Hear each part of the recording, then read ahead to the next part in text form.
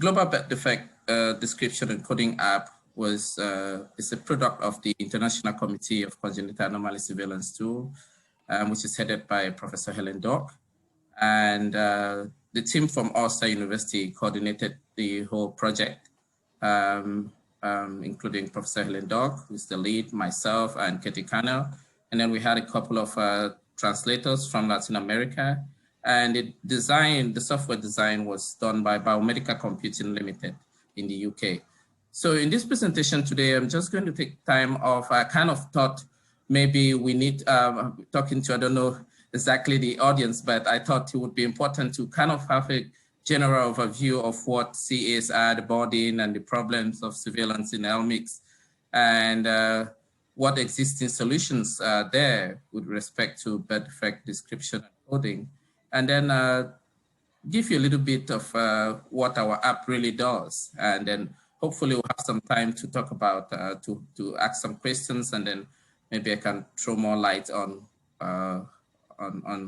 what this app really is all about. So generally, congenital anomalies or birth defects are structural anomalies that can present during pregnancy or when the baby is born. And sometimes, you know, it could be years after the baby is born before, you know, the presentation becomes very obvious. And we generally look at it in two categories: those that have no significant surgical, medical, or cosmetic importance, which are called the minor ones. For example, you have on your screen there fused tools of the second and third digit are fused, and or it could be a major one which has a major medical significance, and this includes syndromes. Generally, the prevalence of congenital anomaly is considered to be between 2 to 3%, and there's a lot of, you know, controversy as to whether these congenital anomalies in general should be looked at as rare diseases or not. But many guidelines, especially the European guidelines, places congenital anomalies, major ones, under rare diseases. Now, in terms of burden, generally 5 million babies are born each year with congenital anomalies, and over time, congenital anomalies have really become a major public health problem, rising to the top as the 4th leading cause of death worldwide. And babies who manage to survive with major congenital anomalies would in the future have complex medical, social, and educational needs. So it's really a major public health problem. And to think of it, those in low, middle, and middle income countries suffer 94% of severe cases are found in these low resource settings. So it is really unfortunate that low resource settings continue to have highest burden of major problems, health problems in the world. In terms of why we do surveillance of congenital anomalies, I mean, it's the importance of surveilling congenital anomalies is the same as with any major public health problem. For example, the surveillance was critical during the 2015 Zika virus outbreak that led to the birth of many babies with congenital Zika syndrome. Now, the process of surveillance generally involves collecting accurate data from hospitals and community. And by accurate data, we mean really defining and coding these birth defects accurately is critical. And then the process also involves experts that need to validate and confirm these cases before they are included in the central surveillance database. So the key word here is accurate coding and description and expert validation, to be sure that the kind of congenital anomalies that is included in the database is valid. Now, in low and medium income countries, the major problem is that they have limited expertise, and so therefore to be able to accurately describe and code congenital anomalies is a problem. And they have adopted a system where, for example, a surveillance system in Africa would, because they don't have the expert, they would adopt an expert, say in the UK, and then they would need to transfer data to the expert in the UK for diagnosis confirmation. And so it becomes critical for the expert to have accurate data to be able to make any kind of a final judgment on the birth defect.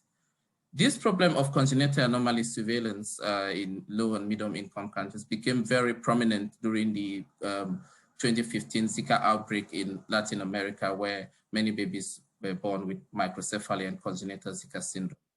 And so what has been the solution so far? The WHO and the Latin America CLAMS network have developed an atlas. The WHO atlas is available in paper form and also on the internet, while the CLAMS atlas is available as, on the internet. And they all provide major externally visible congenital anomalies and the photo diagrams, which can help the field worker in the low resource settings to be able to describe and code these congenital anomalies. Now, with the Global Birth Defect app, it provides the same kind of solution as the Atlas does, but additionally, this can be done on a tablet and offline, and the ICD code and description are captured automatically, which means that the user does not need to describe or code the ICD code. And this is very important because this is where the problem lies. What then was the process, just to give you a general overview of how we came about developing this app. So, as I said at the beginning, an international committee was formed, and photos and diagrams were sourced from major sources like the WHO and CDC and the CLAMS database. And then all permissions were sought to be for these photos and diagrams to be included in the app. So a database was created to host the content of the app, and which could be automatically downloaded into the app. And this was very critical because we had many versions of the app. And so each time we make changes to the database, we could create new versions of the app automatically by downloading it automatically into the app. And we also created a data saver where once data is collected from the app, it is sent to the surveillance system, to the saver, to the data saver, from where the surveillance system can download the data. So there are two versions of this app, which I'll talk briefly in the next slide. But the basic version underwent expert review and was validated, and the surveillance version is still undergoing field testing. And of course, we obtained ethical clearance for this project from Ulster University. Now, so this app has two versions. The basic version is the foundation, what I call the foundation version of the app. It has everything, the images, the ICD codes and description and examination videos and links to various materials. So this is the core version of the app, and it's meant for training. You know, we decided to create two versions of the app in order to provide those who just want to use the app, for example, teachers and students, just for learning purposes, to be able to do that and not be able to collect any data. So the surveillance version allows the user to be able to collect data, and this is what the surveillance systems have. So I would just like to, at this point, take you over to a demo of exactly how this app works. So maybe I need to stop sharing and share the full screen. So when you open the app, can anybody confirm that they're seeing my other screen with the app there? Yes, so when you open this is what it looks like. And you have these different options. You can go to how to use the app, and you can look at about the app.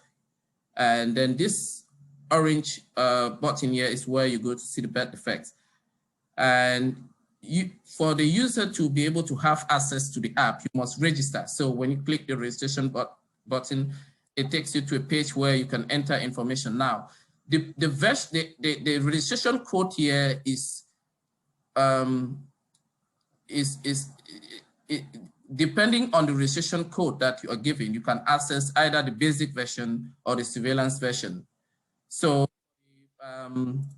for the surveillance version, you would need to get permission from the international committee to be able to have the code that gives you access to the surveillance version. The code for the basic version is XJ, and I just typed that here, is XJNL. So, sorry, XJNL. So that's the code for the basic version. And so when you put in the code, you put in the basic information that is required, and then you have to create a PIN. So that's just basically what the registration process is, and you'll be able to have access to the app. So let's just, right now I'm already registered as a surveillance version user. And once you register, once you click the orange button, it takes you to this page of the baby where you can, if you imagine that you were in a hospital and you wanted to record data on a baby who has a birth defect, and then say the baby has a birth defect on the arm, and you click on the arm. Oops, so I need to log in. Now, so when you click on the arm, it will take you to the page where you have all the defects related to the arm, the birth defects related to the arm. And you can look at your baby and choose which of these images best resembles what your baby has. Say, for example, your baby has something like this one. And when you click on an image, it's going to enlarge, and you can have a better view. And if you decide that this is actually what your baby has, and you select that, and then it takes you to a next page where you can actually now see the title of the birth defect and the ICD code. And then below you have a blue description of the birth defect, which is very brief. And you can have further images to help you get more a better view of different image options of the birth defect.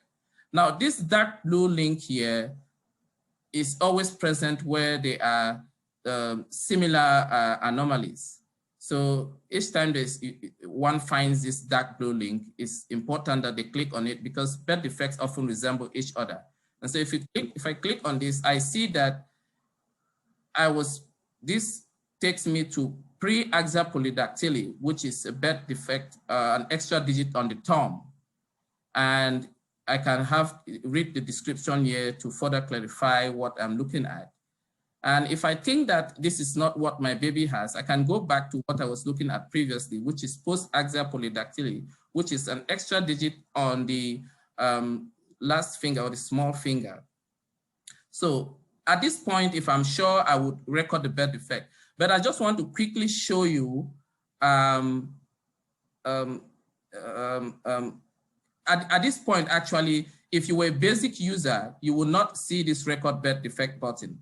So this is all that is available for a basic user, a basic version user, because the record birth defect button is not available because you can't record data with the basic version. So, but I'll leave it here and I go back to show you another aspect of a minor anomaly. Say, for example, I wanted to, my baby had a minor anomaly, for example. Say I take you to the eye and say I select this one, and it is a minor anomaly, which is eyelid malformation. Now, there is no ICD code, there's nothing, and there's no option to record data for this minor anomaly. And this is very important because surveillance of birth defect is focused on major anomalies. But we have included in this app some common minor anomalies that are associated with major anomalies. So each time that a baby has a minor anomaly that is just the only anomaly for that baby, or that is isolated, it is important that that is not recorded. But if the baby has a major anomaly and a minor anomaly, it would be important that that minor anomaly is recorded alongside the major anomaly. So therefore, the option to record a minor anomaly is only available when you're recording a major anomaly. And I'll show you that in a while. And also to mention that minor anomalies are very important when it comes to syndromes, because they are often associated with syndromes. So let's go back and take a scenario where we actually want to record data, say for example, something related to the abdominal wall, an abdominal wall defect. Let's choose this one. And so this is gastrocases. And if I wanted to record data on gastrocases, I'll click the record birth defect button. And it takes me to this page where I can record a small amount of data. Remember that the purpose of recording data is just so that you can provide enough information for the birth defect specialist that is able to make a diagnosis. And the app has been designed so that the diagnosis is at birth, which means that the baby must have been born and is at the time of, is probably still in the hospital, or maybe, you know, wherever the baby is born, especially in developing countries where they're born at home, but it's at the time of birth, just immediately after birth. So you would have to enter, the first thing that is requested is a reference code. So the surveillance system would provide a reference code for each baby. So they have a system of referencing each baby that is delivered with the birth defect. So for example, I will just put any funny reference code there. And you need the age of the baby, which is in days since birth. So I would say my baby is 2, which means the baby is 2 days old since birth. And I would say the birth type is live birth, and is the baby is born preterm. Now in this note field, recall that I said that if the baby has a minor anomaly, you will not be able to record it. But in this note field, you can report here that the baby had a minor anomaly, and you can go back and look at the minor anomaly and get description for there. So that's where you can include information about the minor anomaly. And you can also include information about the birth defect that you are currently recording data on. And once you are done including information in that, and you conclude by hitting the register this observation button. Immediately you do that, you get a confirmation that your observation has been successfully saved. And you have a series of options that come up after that. And you can update what you have entered, the information that you have entered. You can decide to record another observation for that same baby. So for example, if the baby had more than one major birth defect, you will go back and record another birth defect. And you can decide to delete the observation if for some reason you think that what you have recorded is not right. You can delete it and start all over. But if you think that everything is fine at this point and you've recorded what you thought you could record, and then you would simply just return to the main menu. Now, if you had another baby that you want to record birth defect, you follow the same pathway. And I see I have a little bit of time. I'd just like to take you to the syndrome tab, which is below here. So I forgot to mention that we also have in this app a lot of additional information and resources that can help the user. For example, we have examination videos on the tab below here. The third tab below here is all examination videos of neonatal examination videos. But let's go to the syndrome tab here. So this is where you see all your syndromes. We've included about 10 syndromes here, those that are major and are very common. And the challenge in syndromes is that they are very difficult to diagnose. They require high level of expertise. So we have tried to put the kind of syndromes here that we feel that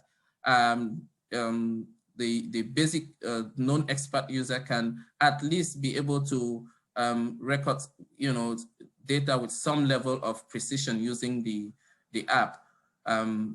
But of course, we have other ones such as maternal infection syndromes, which are very complicated, but because they are very common and very relevant, we have also included them there. So let's take, for example, this app, as I said earlier, was born out of the congenital Zika syndrome outbreak in Latin America during the Zika virus crisis. So we've placed a lot of attention on congenital Zika syndrome here, and I'd like to show you how to record data on congenital Zika syndrome.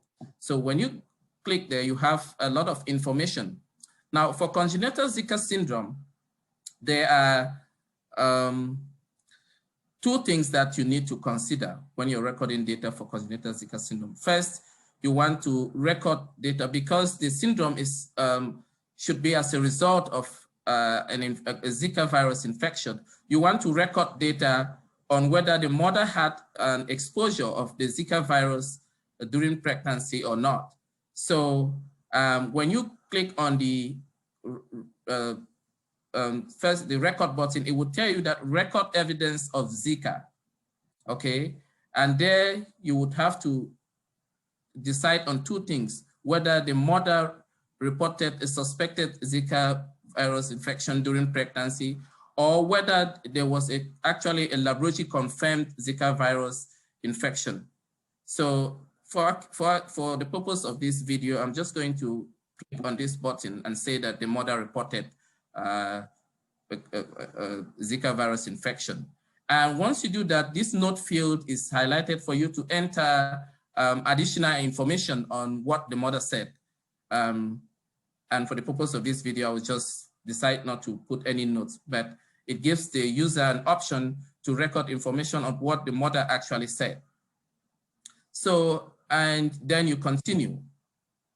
It takes you now to the page where you can record the data. So you get the reference code of the baby and the age in days, the bed type, and the term type. And then notice that the code is already captured for you. And this code in the notes field indicates that this code indicates that the mother reported Zika infection during pregnancy. If we had chosen the diagnosis confirmation of Zika during pregnancy, a different code would have appeared here. So this is very important because the app kind of facilitates automatic capture of relevant information so that the user doesn't miss out on this kind of information. And of course, you can include other information related to this birth defect in this note field.